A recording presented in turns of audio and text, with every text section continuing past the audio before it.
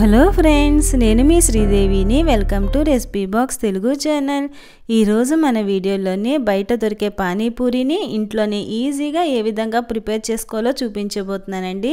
వీడియోని ఎక్కడ స్కిప్ చేయకుండా చూసి నేను చేసిన ఈ పానీపూరి రెసిపీ నచ్చినట్లయితే ప్లీజ్ లైక్ చేయండి. ఫస్ట్ టైం ఎవరైనా మన ఛానల్ని చూస్తుంటే మన ఛానల్ని సబ్స్క్రైబ్ చేసుకోండి. మరి ఈ ప్రాసెస్లోకి వెళ్ళిపోదాం. పానీపూరిలని పానీని ప్రిపేర్ చేసుకోవడం కోసం ఒక మిక్సీ జార్లోకి 1/2 కప్పు కొత్తిమీరని తీసుకోవాలి. అలాగే ఒక 1/2 కప్పు పుదీనాని తీసుకోవాలి. ఒక 3 పచ్చిమిరపకాయలు యాడ్ చేసుకోవాలి. 1/2 ఇంచ్ అల్లాన్ని యాడ్ చేసుకోవాలి. అరచెక్క నిమ్మరసాన్ని పిండుకోవాలి.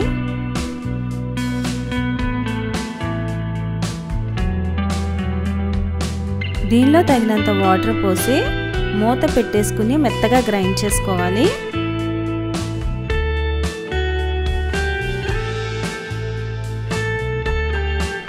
మూత ఓపెన్ చేద్దాం. దీన్ని ఇప్పుడు ఒక బౌల్లోకి తీసేసుకుందాం. దీనిలో గ్లాసు నుంచి గ్లాసున్నర వరకు వాటర్ని యాడ్ చేసుకోవాలి.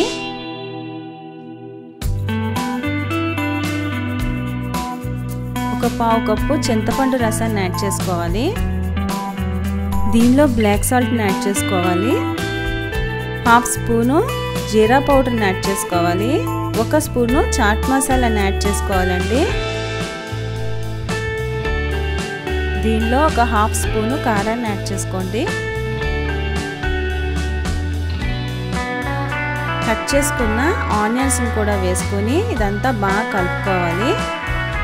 దీనిలో ఉప్పు, పులుపు, కారం అన్నీ సరిపోయలేదో ఒకసారి చెక్ చేసుకుని మీ టేస్ట్కి తగ్గట్టు అన్నీ అడ్జస్ట్ చేసి వేసుకోండి. లాస్ట్లో ఒక 2 నిమ్మకాయ స్లైసెస్ని కూడా ఇందులోకి యాడ్ చేసుకొని బాగా కలిపేసుకోవాలి.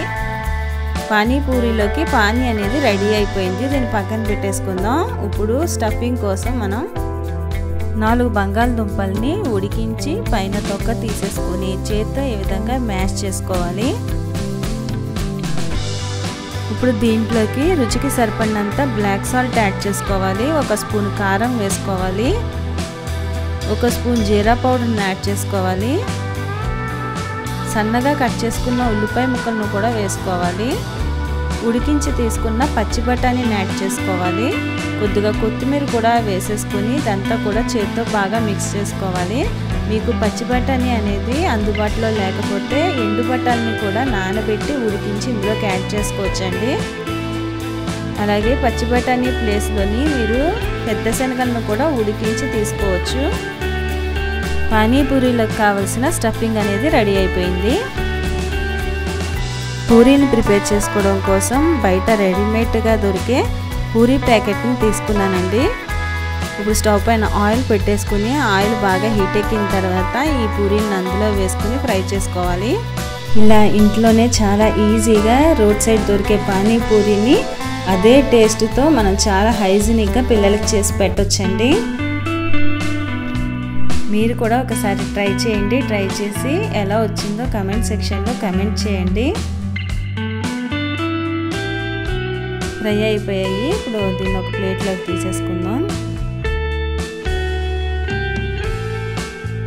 పూరీలు కూడా రెడీ అయిపోయాయి.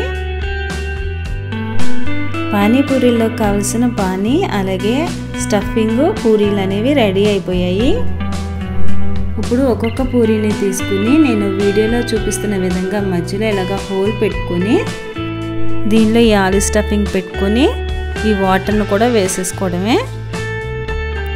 అంతే అండి, ఎంతో సింపుల్గా పానీపూరి అనేది మనం ఇంట్లోనే ఈజీగా ప్రిపేర్ చేసుకోవచ్చు. మరి నేను చేసిన ఈ పానీపూరి రెసిపీ నచ్చినట్లయితే ప్లీజ్ లైక్ చేయండి. మీ ఫ్రెండ్స్కి, ఫ్యామిలీ మెంబర్స్కి ఈ వీడియోని షేర్ చేయండి. మరొక మంచి రెసిపీతో నేను నెక్స్ట్ వీడియోలో కలుస్తాను.